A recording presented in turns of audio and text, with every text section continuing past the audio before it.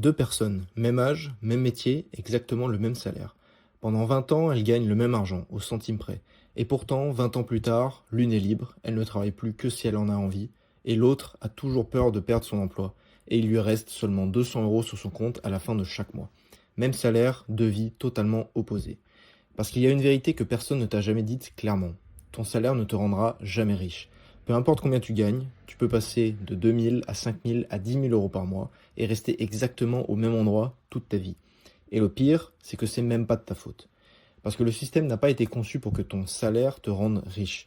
Il a été pensé pour te garder juste assez à l'aise pour que tu continues et juste assez dépendant pour que tu n'arrêtes jamais. Dans les prochaines minutes, je vais te montrer pourquoi un salaire, aussi élevé soit-il, a un plafond invisible. Pourquoi les riches ne travaillent pas pour l'argent et surtout comment on bascule de l'autre côté. Commençons par la vérité la plus dérangeante. Un salaire, ce n'est pas de l'argent qu'on te donne, c'est de l'argent contre lequel tu échanges ta vie. Tu vends tes heures, une heure de travail contre un montant fixe. Et le problème, c'est que tu n'as qu'un seul stock d'heures. Il ne grandit jamais. Il y a 24 heures dans une journée, et ça pour tout le monde, le milliardaire comme toi. Donc ton salaire a un plafond mathématique. Même si tu es payé une fortune de l'heure, tu ne peux pas vendre plus d'heures que tu n'en as. Tu es toi-même le produit, et ce produit a une limite, ton temps, ton énergie et ton corps. Le jour où tu t'arrêtes de travailler, l'argent s'arrête aussi. C'est ça un salaire, un revenu qui meurt à l'instant où tu arrêtes de courir. Et là tu te dis peut-être, ok, alors je vais juste gagner plus. C'est exactement le piège numéro 2. Parce que quand ton salaire augmente, il se passe quelque chose que presque personne ne remarque. Ça s'appelle l'inflation du train de vie. Tu gagnes plus, alors tu dépenses plus. Un meilleur appartement, une plus belle voiture, des vacances plus chères. Tes revenus montent, mais tes dépenses montent exactement à la même vitesse. Il existe même une loi sur ça. La loi de Parkinson appliquée à l'argent. Tes dépenses gonflent toujours jusqu'à absorber tout ce que tu gagnes. C'est pour ça que des gens qui gagnent 10 000 euros par mois sont à découvert, exactement comme ceux qui en gagnent 2000. Ils ont juste des dettes plus chères. Tu ne cours pas moins vite en gagnant plus. Tu cours juste dans une plus belle cage. Robert Kiyosaki, l'auteur du Père riche, Père pauvre, a un nom pour cela. La course de rat. Tu te lèves, tu travailles, tu es payé, tu dépenses et tu recommences. Le lundi arrive et tu repars pour un tour, et plus ton salaire augmente, plus tu accélères dans la roue, en croyant avancer alors que tu tournes simplement en rond. Mais il y a pire, et c'est le piège numéro 3, le plus injuste, les impôts. En tant que salarié, tu es la personne la plus taxée du système. Et pourquoi? Parce que tu es payé en dernier et taxé en premier. Ton impôt et tes cotisations sont prélevés directement sur ton salaire avant même que tu vois l'argent.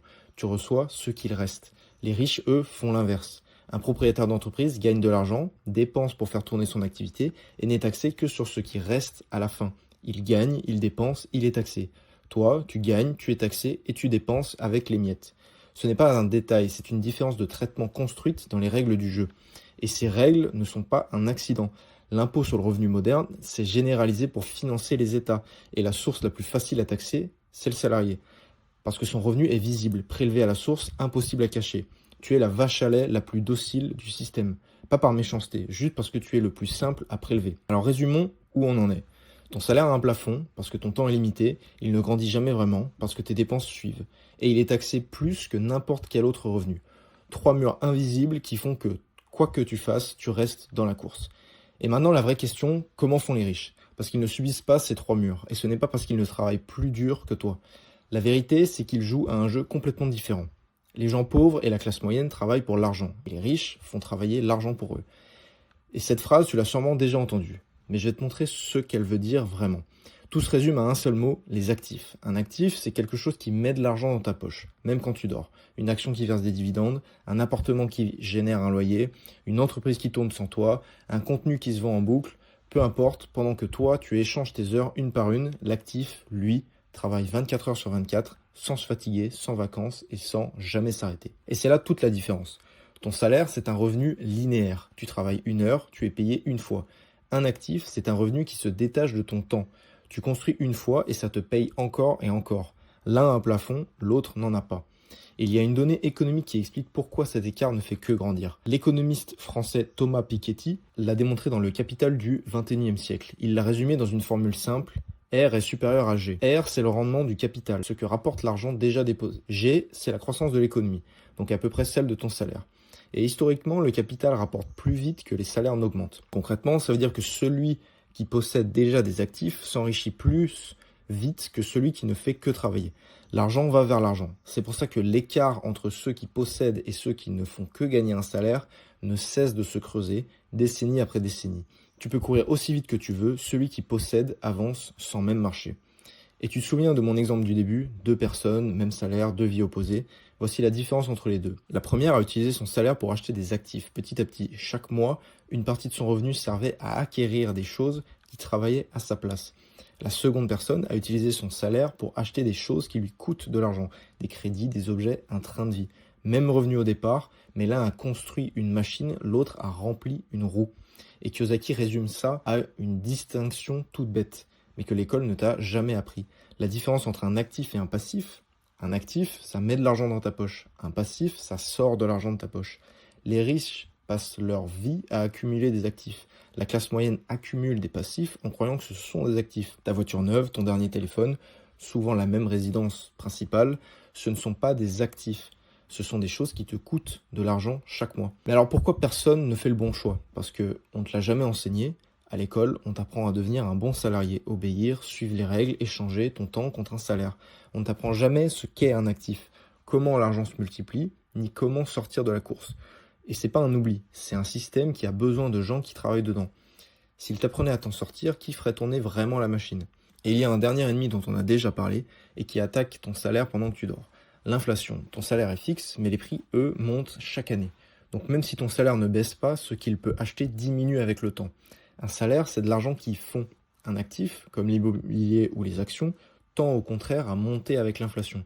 Autrement dit, ton salaire perd de la valeur pendant que les actifs des riches en gagnent. Le système ne joue pas contre toi par hasard. Il joue simplement selon des règles que tu ne connaissais pas. Alors maintenant qu'on a dit ça, qu'est-ce qu'on fait de tout ça? Parce que je ne suis pas là pour te dire de détester ton salaire.